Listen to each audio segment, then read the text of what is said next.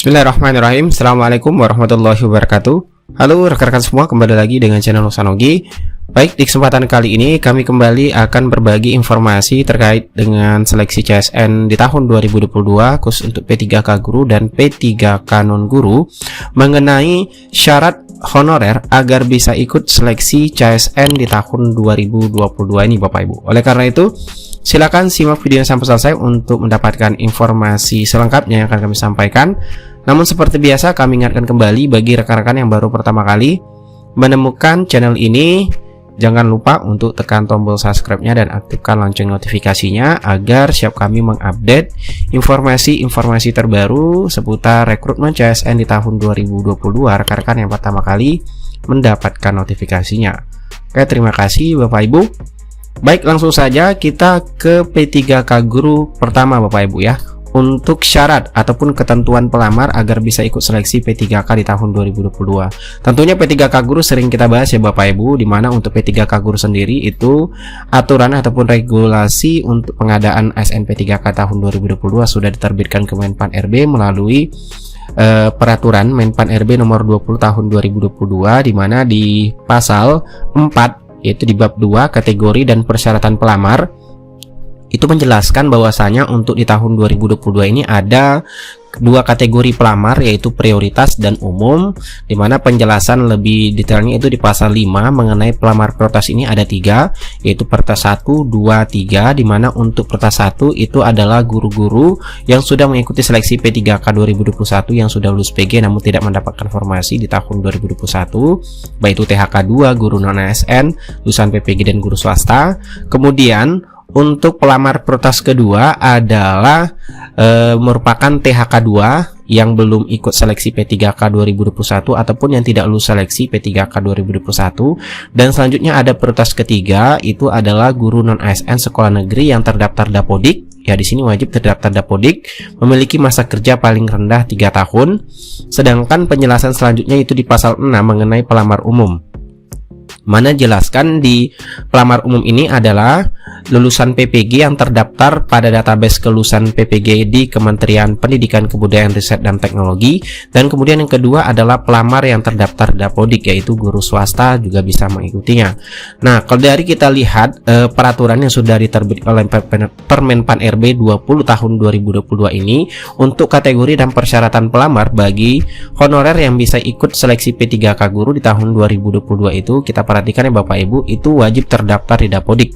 Jadi untuk pelamar umum di sini itu kalau seandainya peserta tersebut tidak terdaftar Dapodik ataupun bukan dari lulusan PPG, itu tidak bisa ikut seleksi P3K Guru di tahun 2022 ini Bapak Ibu. Jadi prioritas semua itu adalah untuk non ASN ataupun guru-guru yang sudah terdaftar di Dapodik. Oke, itu untuk kategori dan persyaratan pelamar P3K Guru tahun 2022.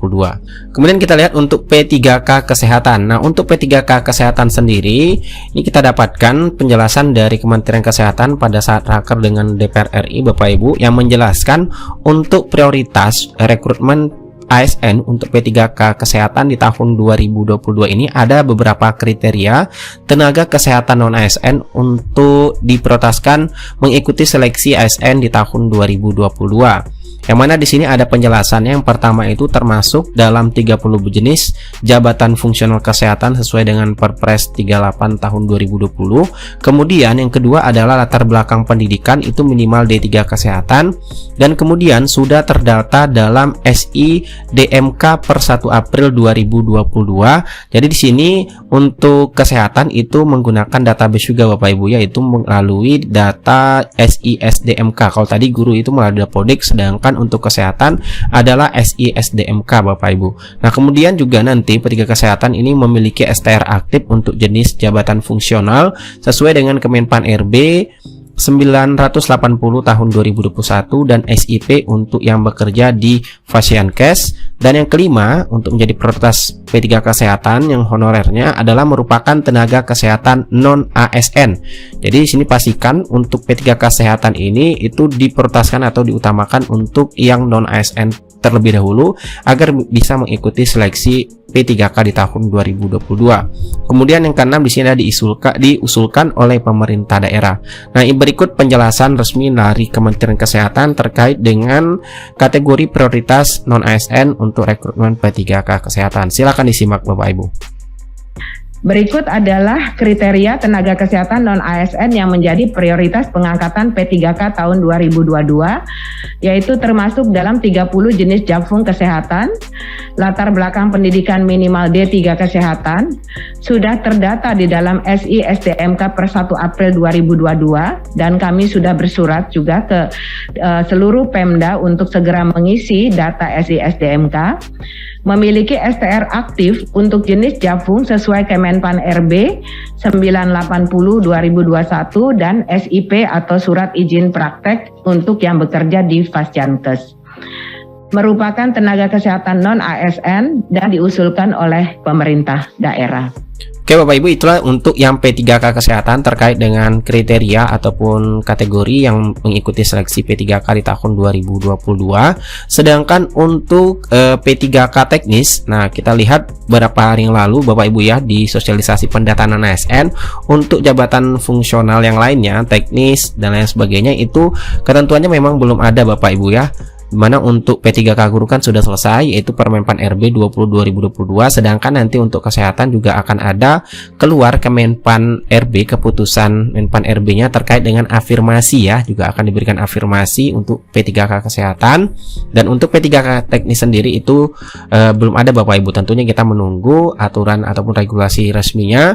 Sedangkan untuk yang P3K teknis ini sebagai referensi bacaan Bapak Ibu juga bisa membaca di Kemenpan RB 981 tahun 2021 tentang persyaratan, sertifikasi dan seleksi kompetensi teknis tambahan untuk melamar pada jabatan fungsional.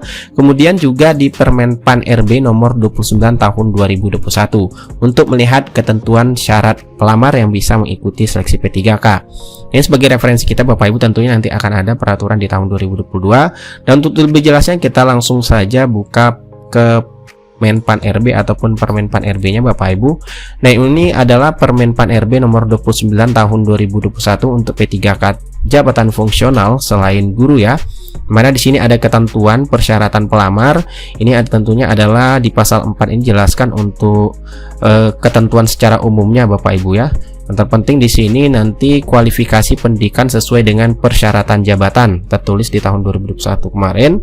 Kemudian di Kemenpan RB 981 tahun 2021 ini di mana di diktum pertamanya yaitu menjelaskan setiap pelamar yang melamar pada jabatan fungsional dalam pengadaan P3K wajib memiliki pengalaman sebagai berikut, yaitu ada paling singkat 3 tahun di bidang kerja yang relevan, kemudian paling singkat 5 tahun di bidang kerja yang relevan dengan jabatan fungsional yang dilamar untuk jenjang mahir, penyelia ahli muda dan ahli madya.